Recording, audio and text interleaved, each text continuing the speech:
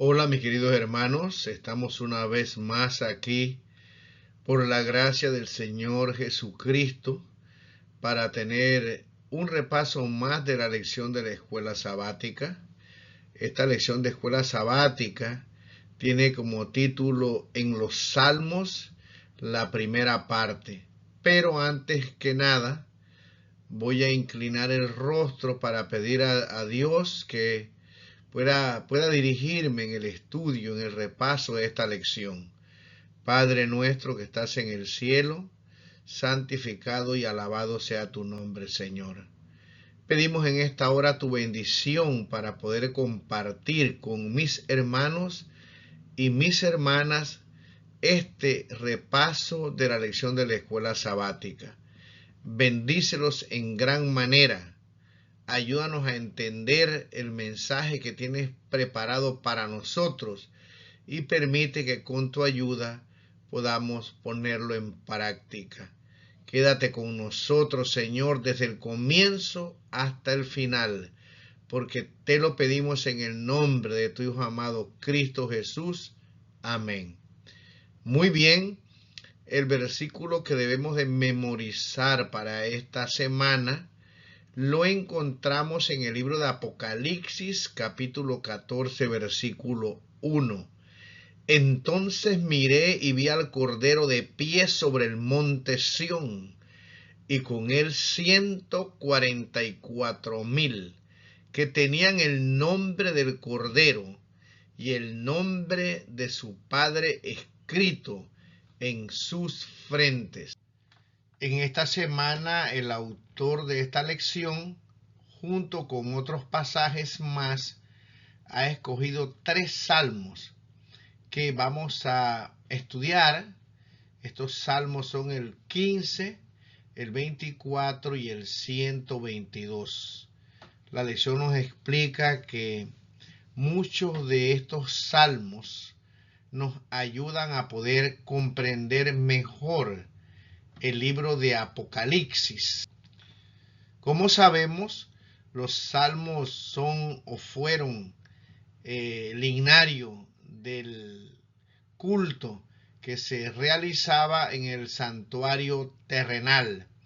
También los salmos son expresiones de gozo por estar y sentir la presencia de Dios, de súplicas, de oración en momentos difíciles que pasaron estos escritores. También en los salmos hay muchas profecías y, como ya repetimos, el conocer estos salmos, sobre todo con lo que tiene que ver con el santuario terrenal, nos ayudará para que podamos entender mejor el libro de Apocalipsis, ya que realmente al leer el libro de Apocalipsis nosotros podemos encontrar que este libro realmente, para muchos eruditos, yo no soy erudito, pero así lo creo, también es una expresión o una revelación del santuario celestial. Yo creo, mis queridos hermanos, que esta lección tiene 3 objetivos principales. El primer objetivo es la de estudiar las imágenes del santuario terrenal que arrojarán luz para entender el ministerio de Cristo en el santuario celestial. El punto número 2 es que al estudiar estos salmos nosotros vamos a entender cuál es el carácter que tendrán aquellos que entrarán a este santuario que está en el cielo. Y hay un contraste entre aquellos que lamentablemente no podrán estar por la eternidad en la presencia de Dios. Y luego estudiaremos, para mí el tercer objetivo es qué estarán haciendo aquellos que serán redimidos de entre los que estén vivos en la tierra en los últimos días de este mundo. Así que sin más, vamos a través de esta semana a desarrollar estas tres ideas. Muy bien, vamos a comenzar entonces con el día domingo. Muy bien, el día domingo tiene como título Nuestro Sumo Sacerdote. Voy a comenzar leyendo un pasaje de las Escrituras que está en el libro de Hechos, capítulo 7, versículo 44. Tuvieron nuestros padres el tabernáculo del testimonio en el desierto, como había ordenado Dios cuando dijo a Moisés que lo hiciese conforme al modelo que había visto. Muy bien, todo lo que se hacía en el santuario, incluyendo los muebles, la división de este tabernáculo que era movible en el desierto, es un símbolo del santuario verdadero que está en el cielo. Claramente aquí nosotros podemos ver, leer que lo que Moisés construyó fue un santuario de lo que él había visto, lo que Dios le mostró. O sea, este santuario era un símbolo del tabernáculo que está en el cielo. Quiero comenzar con esto porque nuestro sumo sacerdote está allí, en el lugar santísimo, intercediendo y borrando los pecados de aquellos que confiesan que se entregan a él. Y explico esto porque hay muchos pastores y muchos creyentes que no creen que existe un santuario en el cielo.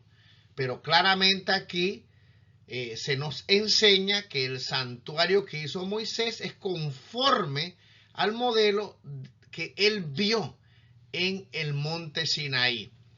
En el libro de Hebreos capítulo 9, los versículos del 11 al 12 dice: mas estando ya presente Cristo, sumo sacerdote de los bienes que han de venir por medio del mayor y más perfecto tabernáculo, no hecho de manos, es a saber, no de esta creación, ni por la sangre de machos cabríos, ni de becerros, mas por su propia sangre entró de una vez en el santuario, habiendo obtenido eterna redención.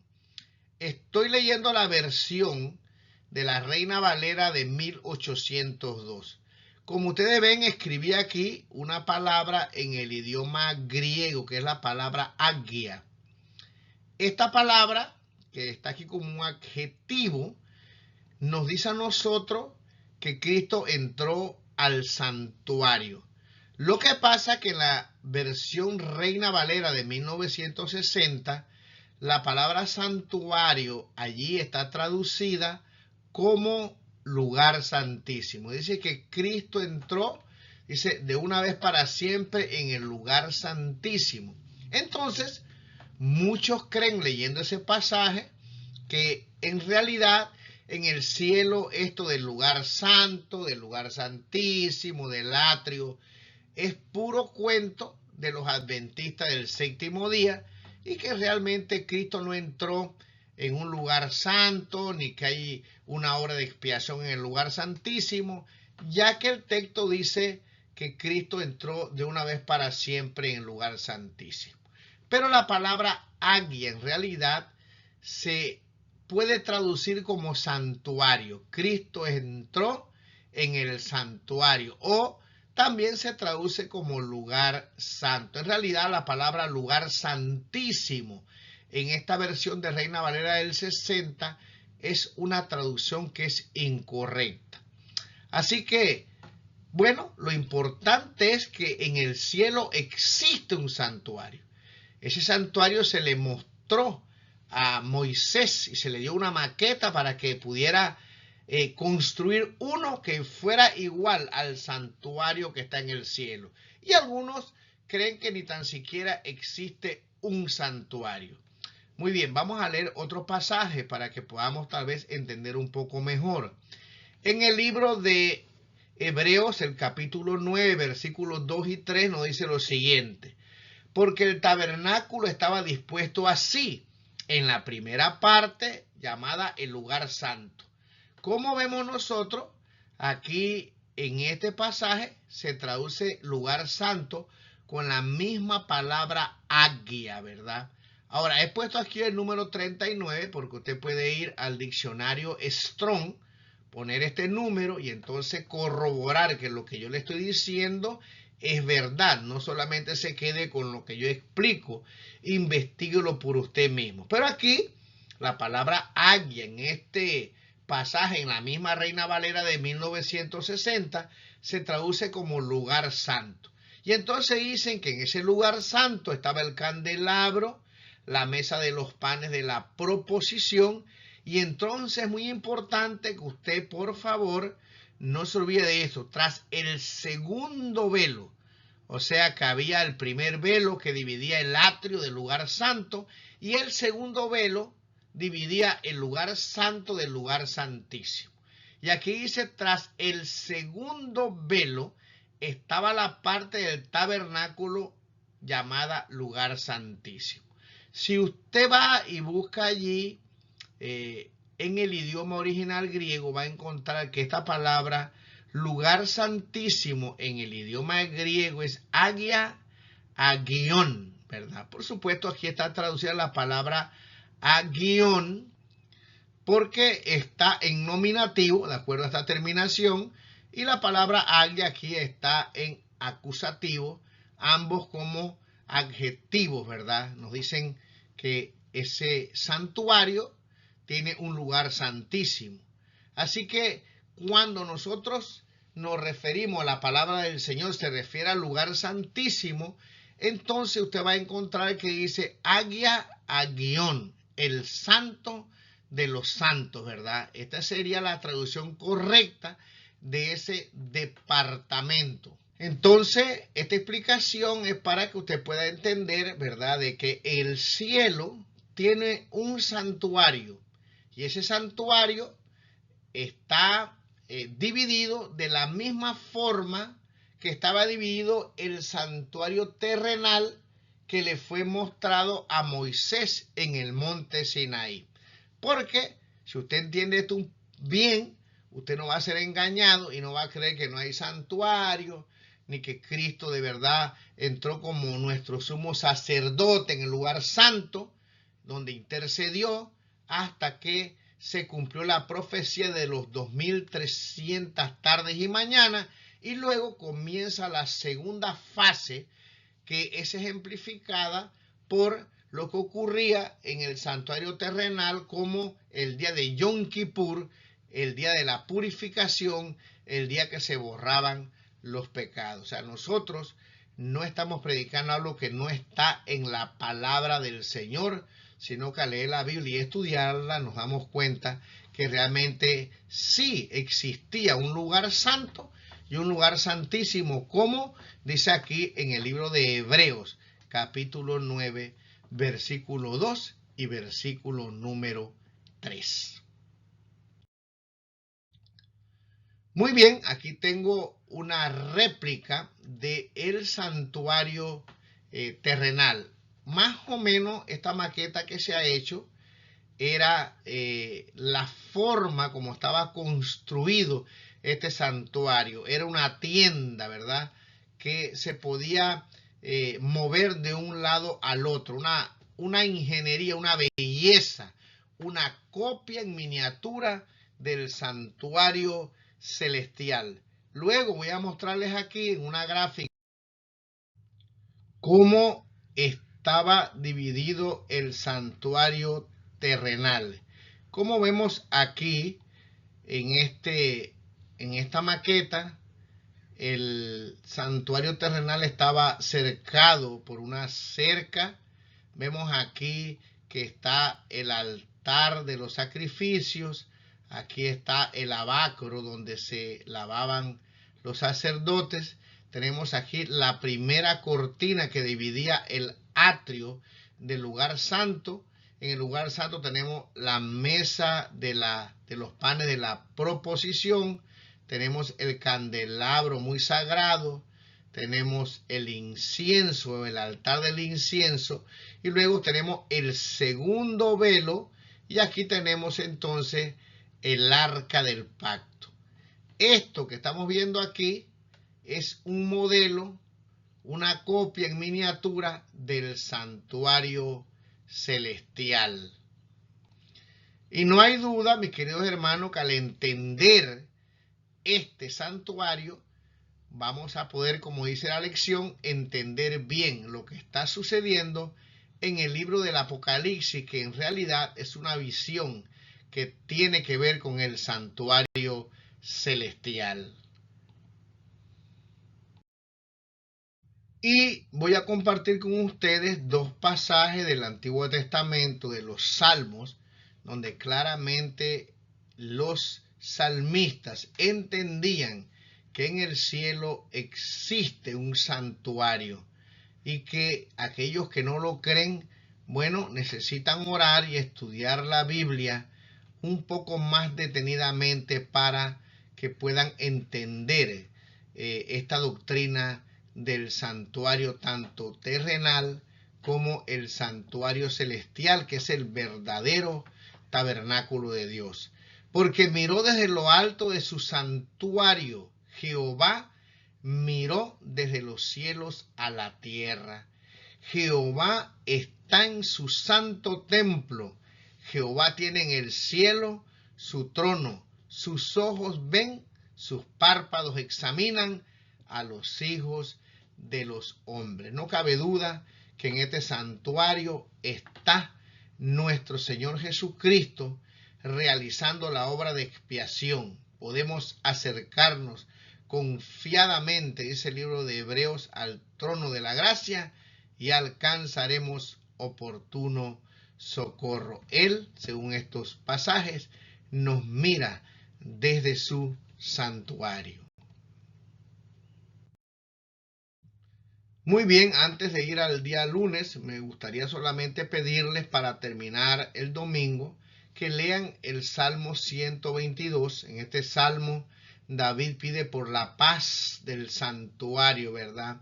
Podemos ver que en este Salmo toda la religión judaica giraba en torno al santuario y por supuesto Dios había prometido que en ese santuario Él iba a morar, su presencia estaba allí y por eso a David le producía gozo el querer estar en el santuario, porque si Dios estaba allí, Él quería estar allí. El día lunes tiene como título En el monte Sión y aquí vamos a hablar acerca de los 144,000. Para esto vamos a leer el Salmo 15, donde hay una pregunta. Y esa pregunta, dice la lección, se responde en el libro de Apocalipsis, capítulo 14, versículo del 1 al 5. Aquí dice lo siguiente: Jehová, ¿quién habitará en tu tabernáculo? ¿Quién morará en tu monte santo? Y entonces el salmista responde: el que anda en integridad y hace justicia y habla verdad en su corazón, el que no calumnia con su lengua, ni hace mal a su prójimo, ni admite reproche alguno contra su vecino, aquel a cuyos ojos el vil es menospreciado, pero honra a los que temen a Jehová, el que aun jurando en daño suyo, no por eso cambia, quien su dinero no dio a usura, ni contra el inocente admitió cohecho. El que hace estas cosas no resbalará jamás. Aquí habla de quiénes son los que estarán con Cristo por la eternidad y describe una serie de sustantivos, ¿verdad?, que poseerán estas personas. Y la lección nos dice que esta pregunta se responde en el libro de Apocalipsis, capítulo 14, 1 y 5, con aquellos que estarán vivos antes que venga el Señor Jesús. Voy a leer una cita después relevante para mí, que no me deja duda que la experiencia que tendrá este remanente o estos creyentes que pasarán el último periodo del fin de esta historia habrán obtenido una experiencia especial con Cristo Jesús que nadie más la ha tenido en este mundo. Y es que ellos tendrán que enfrentar la gran tribulación. Y entonces ellos tienen algunas cualidades que nosotros, con la ayuda de Dios, debemos por lo menos creer que sí pueden alcanzarlas con la ayuda y la misericordia de Dios. Aquí en el libro de Apocalipsis, ¿verdad? Dice que después miré, capítulo 14, 1 al 5, después miré y aquí el Cordero estaba en pie sobre el monte de Sión y con él 144,000 que tenían el nombre de él, el de su Padre escrito en la frente. Y oí una voz del cielo como estruendo de muchas aguas y como sonido de un gran trueno, y la voz que oí era como de arpistas que tocaban sus arpas y cantaban un cántico nuevo delante del trono y delante de los 4 seres vivientes y de los ancianos, y nadie podía aprender el cántico, sino aquellos 144,000 que fueron redimidos de entre los de la tierra. Estos son los que no se contaminaron con mujeres, pues son vírgenes. Estos son los que siguen al Cordero por donde quiera que va. Estos fueron redimidos de entre los hombres como primicias para Dios y para el Cordero, y en sus bocas no fue hallada mentira, pues son sin mancha delante del trono de Dios. Vemos este grupo, un grupo especial, un grupo que no fue encontrado en ellos mentira, un grupo que andará con Cristo, un grupo que conoce un cántico que es el cántico de una experiencia especial que nadie más puede cantarlo.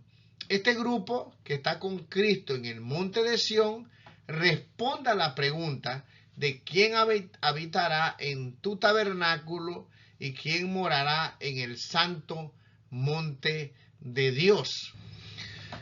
Y por supuesto, la lección nos explica lo que nosotros debemos de saber, que todo esto que está sucediendo, todo ese carácter, como veremos en el día martes, que es el carácter de Dios, porque dice que este grupo tiene escrito en sus frentes el nombre de Dios.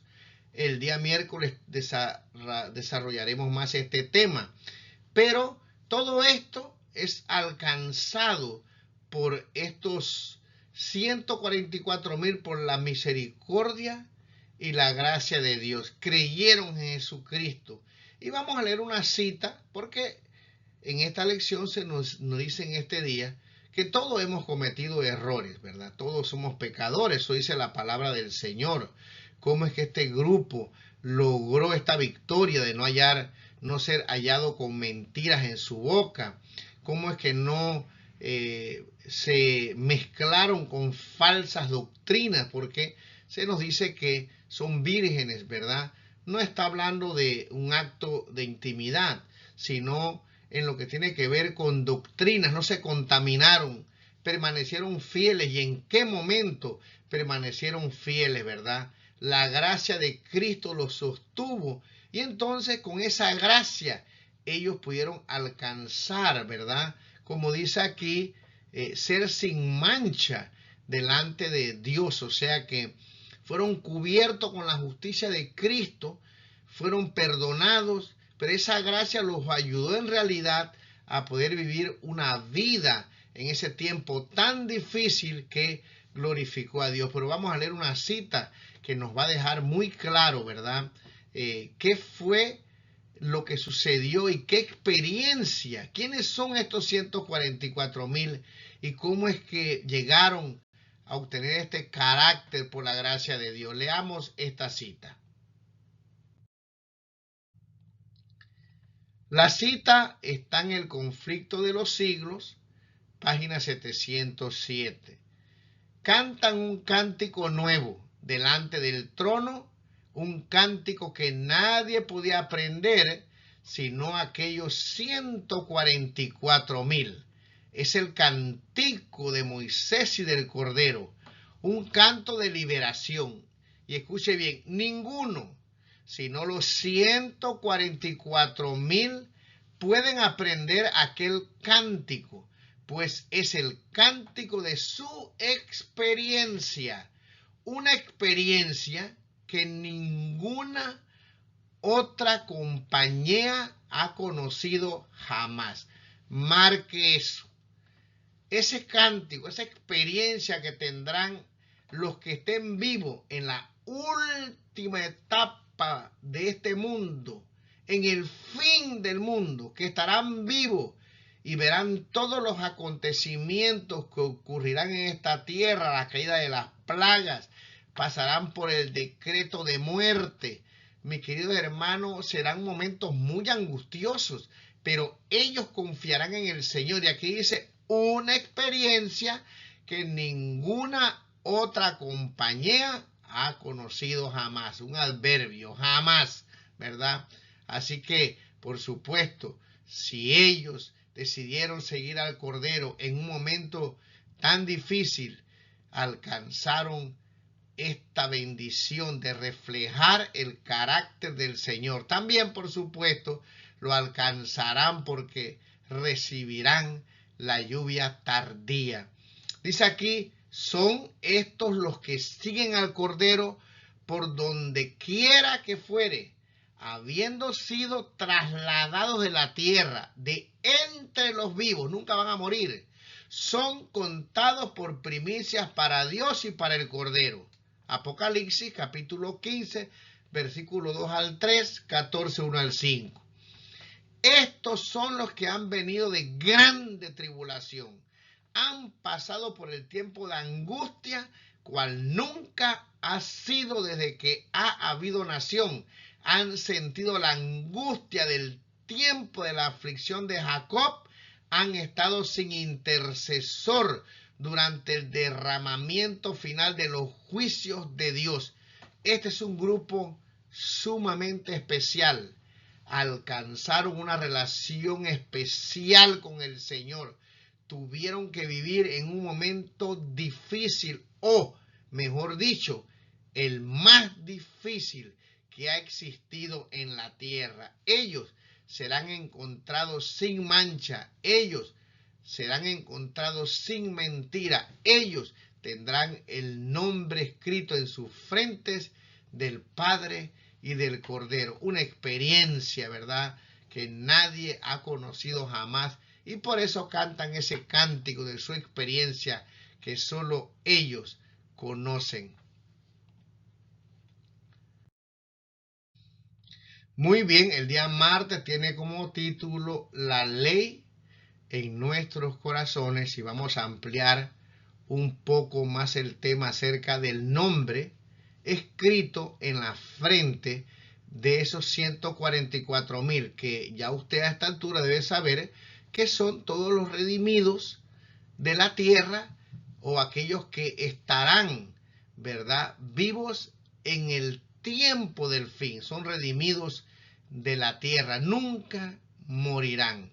Leemos aquí en el libro de Éxodo capítulo 33, versículo 18 a 23, la experiencia de Moisés cuando, ustedes saben, son estudiosos de las Escrituras, él no quiere moverse si Dios no va con él.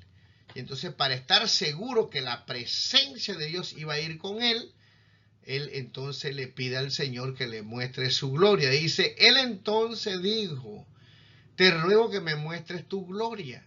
Y le respondió, yo haré pasar todo mi bien delante de tu rostro, y proclamaré el nombre de Jehová delante de ti, y tendré misericordia del que tendré misericordia, y seré clemente para con el que seré clemente.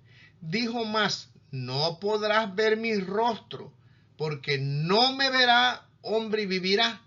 Y dijo aún Jehová, he aquí un lugar junto a mí, y tú estarás sobre la peña, y cuando pase mi gloria, yo te pondré en una hendidura de la peña, y te cubriré con mi mano hasta que haya pasado. Después apartaré mi mano y verás mis espaldas, mas no se verá mi rostro. Ahora la lección nos pide que leamos Éxodo 34, 1 al 7, cuando Dios va a proclamar su ley. Dice aquí, y Jehová dijo a Moisés, alízate 2 tablas de piedra como las primeras, y escribiré sobre esas tablas las palabras que estaban en las tablas primeras que quebraste. Prepárate pues para mañana y sube de mañana al monte de Sinaí y preséntate ante mí sobre la cumbre del monte. Y no suba hombre contigo, ni parezca alguno en todo el monte, ni oveja ni bueyes pascan delante del monte. Y Moisés alisó 2 tablas de piedra como las primeras, y se levantó de mañana y subió al monte Sinaí como le mandó Jehová, y llevó en sus manos las 2 tablas de piedra. Y Jehová descendió en la nube y estuvo allí con él, proclamando el nombre de Jehová. Y pasando Jehová delante de él, proclamó: Jehová, Jehová, fuerte y misericordioso y piadoso, tardo para la ira y grande en misericordia y verdad, que guarda misericordia a los millares, que perdona la iniquidad, la rebelión y el pecado, y que de ningún modo tendrá por inocente al malvado, que visita la iniquidad de los padres sobre los hijos y sobre los hijos de los hijos, hasta la 3ª y 4ª generación. Lo que la lección quiere recalcar aquí es que el nombre de Dios tiene que ver con su carácter, y su carácter está representado en la ley de Dios. En el monte de Sión están los redimidos, que fueron aquellos que no morirán nunca jamás, los redimidos de entre los vivos de la tierra. Pero ese grupo tiene escrito en sus frentes el nombre de Dios y el del Cordero. Eso significa entonces que este grupo que tiene el nombre de Dios es un grupo obediente, un grupo que la ley fue escrita en sus corazones. Aquí la lección dice: el nombre de Dios es su carácter, su ley moral es un trasunto de su carácter, y aquellos que se reúnen en el monte de Dios en los últimos días están imbuidos de amor por Dios, que se pone de manifiesto en la obediencia de su ley. Es muy triste porque hoy realmente hay personas que están diciendo que no se puede guardar la ley de Dios ni con la ayuda de Dios. El problema aquí no es Dios, somos nosotros. Pero nosotros vemos claramente en este estudio de este día que hay un grupo de personas que por la gracia de Dios lograron la victoria, y que por la gracia de Dios han obedecido, inclusive dispuestos a morir por el Señor. Para resumir, voy a leer una cita que está en el Espíritu de Profecía, que nos va a ayudar a entender este concepto para finalizar el día martes. Pero lo importante es que si tú vas a estar vivo, porque podemos estar pensando que eso será para aquellos que estén vivos en el tiempo del fin. Pero mis queridos hermanos, cuando estudiamos las profecías y los acontecimientos, todos estamos de acuerdo de que el Señor Jesús está pronto a venir. La pregunta que debemos hacernos es: ¿y si nos toca a nosotros estar vivos, tendremos el carácter de Dios? ¿Podremos con su ayuda guardar esos mandamientos? Fíjate que con su ayuda, entregándonos a Él, no por nosotros mismos, pero Dios tiene poder para ayudarnos. Es un asunto de decidir hoy si nosotros queremos dejar que Cristo more en nuestro corazón. Y si ya no vivo yo y vive Él en mí, ¿qué vamos a hacer? Vamos a andar en los caminos que Dios anduvo. Vamos a hacer lo que Cristo hizo, porque le vamos a entregar nuestra voluntad. Vamos a leer esta cita para resumir el día martes y lo que tiene que ver con el carácter de Dios que estará impreso en aquellos que vivirán en el tiempo del fin. Dice aquí, la gloria de Cristo es su carácter, y su carácter es una expresión de la ley de Dios. Él cumplió la ley en todas sus especificaciones y mediante su vida proporcionó al mundo un modelo perfecto de lo que la humanidad puede alcanzar mediante la cooperación con la divinidad. En su humanidad, Cristo era dependiente del Padre, del mismo modo que ahora la humanidad depende de Dios para obtener el poder divino que le permita alcanzar la perfección de carácter. La ley de Dios es un exponente de su carácter, una expresión de su santidad, pero vista por quien ha caído por el pecado, es una voz de condenación, un ministerio de muerte. No corresponde a la ley perdonar al transgresor, porque por la ley es el conocimiento del pecado. Por la ley nadie será justificado. Ningún rayo de esperanza brilla de la ley para el pecador, y su transgresor no puede encontrar respuesta de la ley a su ansiosa pregunta: ¿qué haré para ser salvo? ¿Cómo seré justo ante Dios? Pero a través de Cristo se ha proporcionado una vía de escape. Mis queridos hermanos, bueno, aquí pareciera como que hay una tensión, pero lo que está diciendo aquí es que todos hemos cometido errores, pero que si nosotros cooperamos con Dios, si le pedimos que nos ayude, así como Él dependió de su Padre, si nosotros dependemos de Cristo, también entonces nosotros podemos hacer su voluntad. Por supuesto, mi querido hermano, que el hacer esa voluntad no es lo que nos salva, sino el amor que tenemos por Dios. Y al recibir su carácter, lo recibimos por gracia y misericordia. Dios murió en la cruz del Calvario para pagar mi deuda, pero también para capacitarme para que yo pueda glorificarlo a Él. Acuérdense siempre de esto. Cuando yo guardo sus mandamientos con su ayuda, yo glorifico el poder de Dios. La gloria es para el Señor. Yo no puedo hacer nada. La ley me condena, pero Dios dice aquí, me ha proporcionado una vía de escape. Él me justifica, pero me capacita también, si yo coopero con Él, para poder, mis queridos hermanos, exponer el carácter de Dios. Y si yo tengo el carácter de Dios, como lo tendrán aquellos que estarán en el monte de Sión, no habrá mentira en mi boca, estaré dispuesto a hacer lo que sea por mi Señor, porque lo amo, lo conozco como mi creador, permito que Él vive en mí, y el resultado será una experiencia especial con nuestro Señor. Que Dios nos ayude para que podamos tener la fe en Cristo, para que no seamos legalistas. No estoy diciendo por ningún motivo que la ley nos va a salvar, pero si la ley es el carácter de Dios, y si Dios escribió esa ley en mi corazón, yo debo andar en su camino por gracia, por amor, no para alcanzar, sino porque he obtenido a través de Él la salvación que Cristo me da. Muy bien, el día miércoles tiene como título el Salmo 5. En este salmo vemos un contraste entre aquellos que estarán con Cristo por la eternidad, aquellos que estarán en el monte de Sión, y aquellos que lamentablemente no estarán.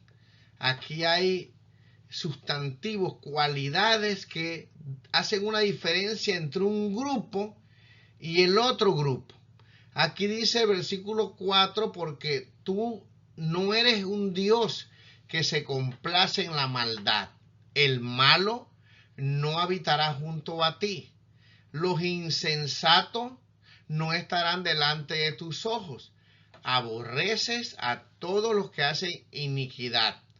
Destruirás a los que hablan mentira. Al hombre sanguinario y engañador abominará Jehová.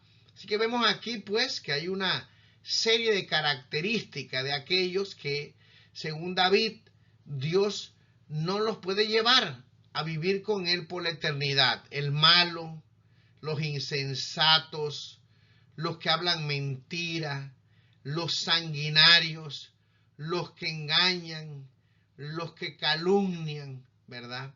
Ahora, todos nosotros hemos cometido pecados, pero la diferencia en realidad que hay entre este grupo y aquellos que se salvarán es que un grupo se ha arrepentido, un grupo ha aceptado a Cristo como su Salvador, un grupo ha pedido perdón, un grupo le ha pedido a Dios que lo ayude para poder cambiar todos estos sustantivos negativos en, mis queridos hermanos, una obediencia a Cristo Jesús. Y entonces David agrega aquí, mas yo, por la abundancia de tu misericordia, entraré en tu casa. Claramente David reconoce, y cómo no lo va a reconocer, ¿verdad?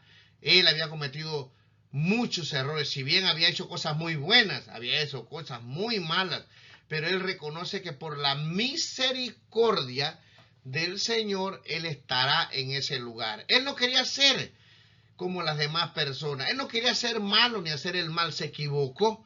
Y aquí tiene que haber una diferencia entre practicar el pecado, después de obtener un conocimiento del Señor, y cometer errores que no queremos cometerlos, pero el que ama al Señor y se arrepiente, Dios lo perdona, y es por eso que la misericordia de Dios nos dará la oportunidad de estar con Cristo. Ahora, cuando entendemos esto de la misericordia de Dios, dice aquí entonces que ese grupo que por la misericordia de Dios ha reconocido al Creador del universo como el Salvador, dice, adoraré hacia tu santo templo en tu temor. Y pide entonces, guíame Jehová en tu justicia a causa de mis enemigos. Endereza delante de mí tu camino, porque en la boca de ellos no hay sinceridad. Sus entrañas son maldad, sepulcro abierto es su garganta. Con su lengua hablan lisonjas. Castígalos, oh Dios, caigan por sus mismos consejos, por la multitud de sus transgresiones, échalos fuera, porque se rebelaron contra ti. Y entonces dice, pero alégrense todos los que en ti confían, den voces de júbilo para siempre, porque tú los defiendes. En ti se regocijen los que aman tu nombre, porque tú, oh Jehová, bendecirás al justo, como un escudo lo rodearás de tu favor. Mis queridos hermanos, David reconoce la misericordia, la gracia de Dios, y así tú y yo también, ¿verdad? Estaremos con Cristo por la eternidad, porque reconocemos que Dios es un Dios bueno, queremos adorarlo, lo tememos, amamos su nombre, su carácter, y queremos reflejarlo en nuestra vida. Necesitamos nosotros elegir, ¿verdad? Ahora, si tú estás escuchando esta lección de la escuela sabática, yo estoy seguro que tú quieres estar con Cristo por la eternidad. Entonces debemos de orar al Señor que tenga misericordia de nosotros, que nos perdone y que nos ayude a hacer su voluntad. Para resumir el miércoles, me gustaría leer una cita que está en la matutina del Espíritu de Profecía, Dios nos cuida. Esta cita dice lo siguiente, comentando Efesios 3, versículo 19. Y de conocer el amor de Cristo que excede a todo conocimiento, para que seáis llenos de toda la plenitud de Dios. Muchos piensan que es imposible escapar del poder del pecado, pero se nos ha prometido que seremos llenos de toda la plenitud de Dios. Apuntamos demasiado bajo. La meta está mucho más alta. Nuestra mente necesita expandirse para poder comprender el significado de la provisión de Dios. Debemos reflejar los atributos más elevados del carácter de Dios. Deberíamos estar agradecidos porque no se nos ha dejado abandonados a nosotros mismos. La ley de Dios es la norma exaltada que debemos alcanzar. No debemos andar según nuestras propias ideas, sino debemos seguir en los pasos de Cristo.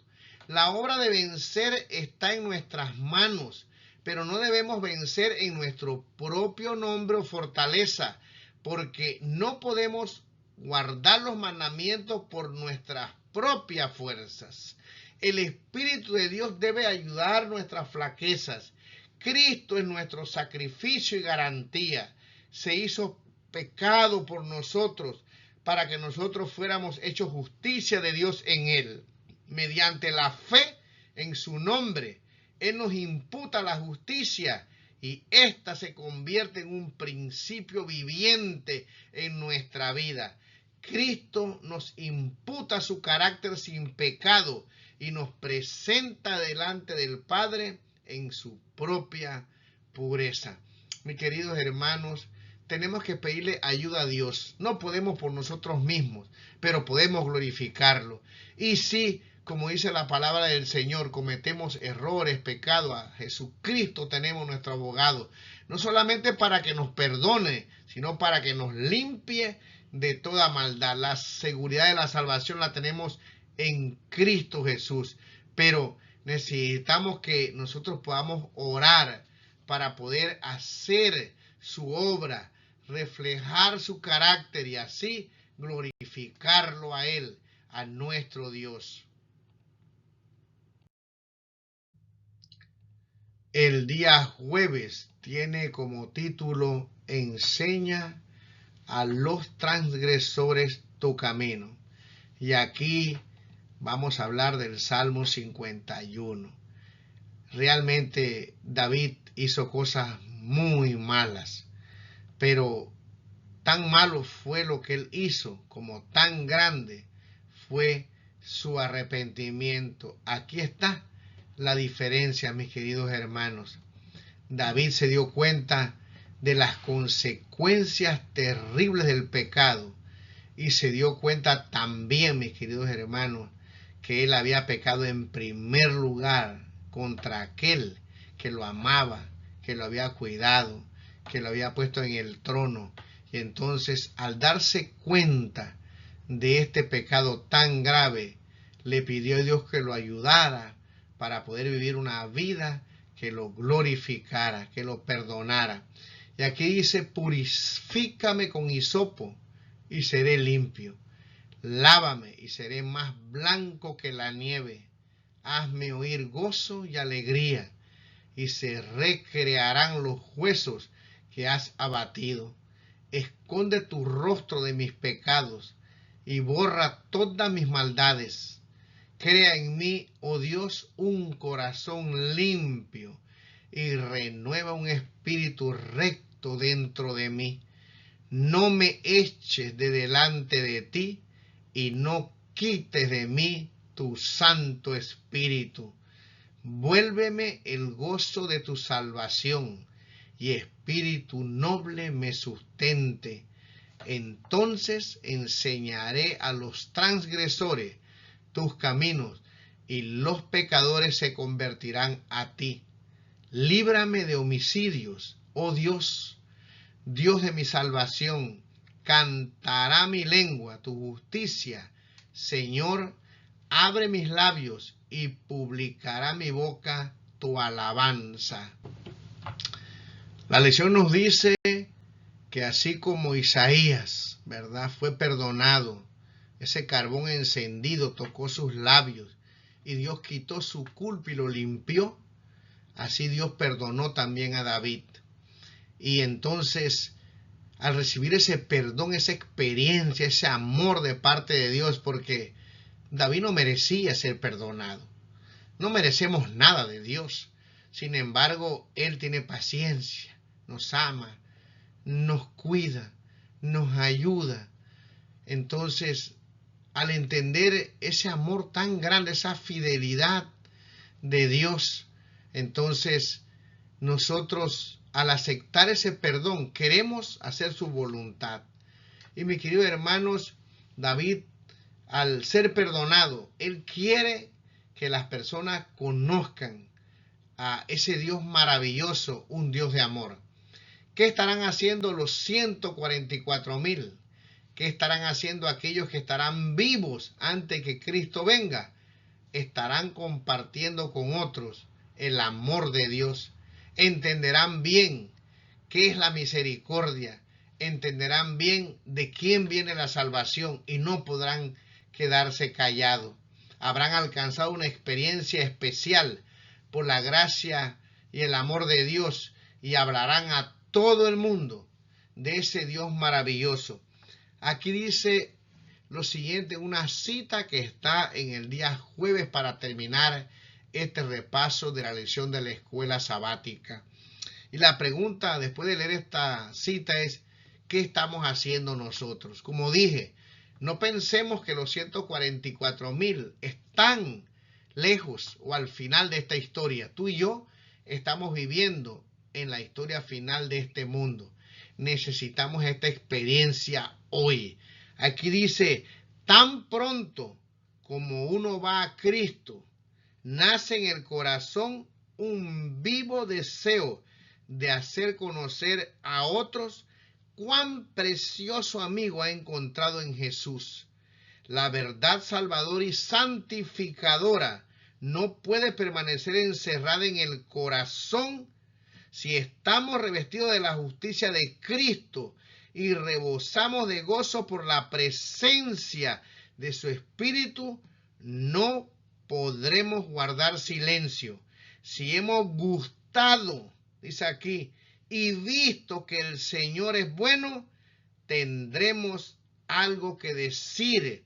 Como Felipe, cuando encontró al Salvador, invitaremos a otros a ir a Él.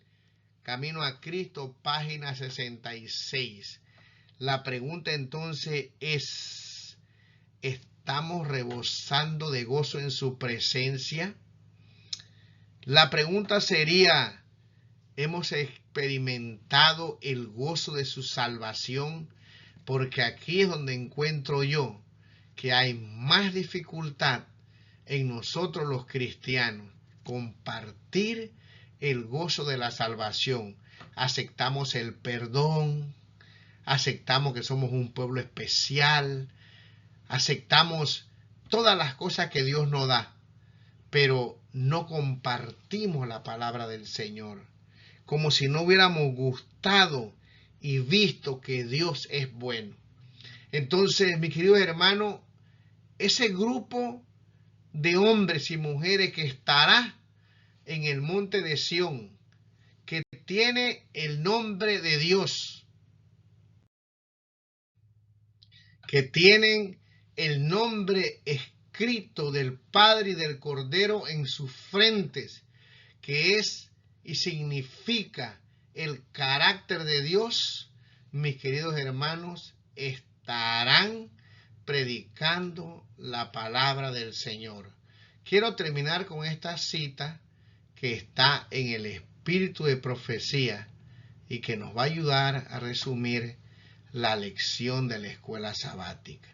Dice aquí, los que hayan permanecido firmes en la fe desde el comienzo hasta el fin, seguirán siendo vigilantes durante el tiempo en que el mensaje del tercer ángel se proclame con gran poder. Durante el fuerte clamor, ayudada por la intervención providencial de su exaltado Señor, la Iglesia difundirá el conocimiento de la salvación en una forma tan extensa que la luz será transmitida a cada ciudad y pueblo. La tierra será inundada con el conocimiento de la salvación.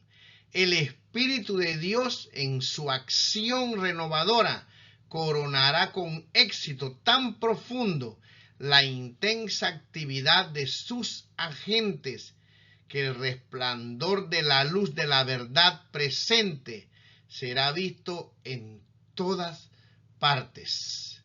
Mis queridos hermanos,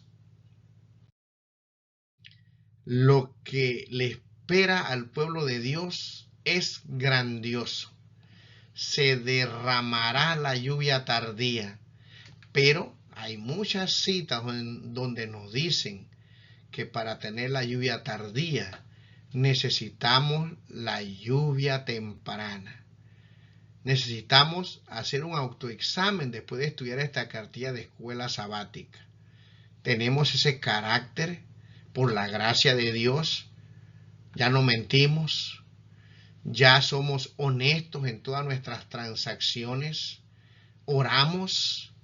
¿Estudiamos la palabra del Señor? ¿Amamos al Señor? ¿Nos preocupamos para anunciarle a otros que Cristo viene pronto? ¿Entendemos el tiempo que estamos viviendo? Reflexionemos en esto. No pensemos, mi querido hermano, que esos que estarán en el monte de Sión son otros. Inclúyete en ellos también, porque, mis queridos hermanos, estamos viviendo en el cumplimiento de las profecías. Debe haber gozo en nuestro corazón al ver las cosas que están sucediendo. ¿Qué es lo que sentimos en nuestro ser? ¿Tristeza, alegría? Cristo viene. Debemos prepararnos para estar con Él. Necesitamos esa experiencia con Cristo Jesús. Necesitamos glorificarlo a Él haciendo su voluntad. No para glorificarnos a nosotros mismos, para glorificar a Dios. Necesitamos una experiencia como David. Entender que Dios nos ha perdonado, que nos ama, que nos acepta aún con nuestras debilidades y que nos capacita para que podamos vencer. El cristianismo es un estilo de vida. Que Dios te bendiga, que Dios te ayude y me ayude a mí en primer lugar para prepararnos hoy para poder estar con Cristo. Necesitamos la lluvia temprana. Pronto se derramará el Espíritu Santo y dice que nuestros rostros se iluminarán. Predicaremos con poder. Hoy predicamos y pareciera que algo pasa, ¿verdad? Vamos a la iglesia y tal vez el problema no es el predicador, sino nosotros que necesitamos una experiencia con el Señor. Que te bendiga el Señor, que pase un feliz sábado y que podamos juntos prepararnos para estar con Él por la eternidad. Que el Señor te bendiga.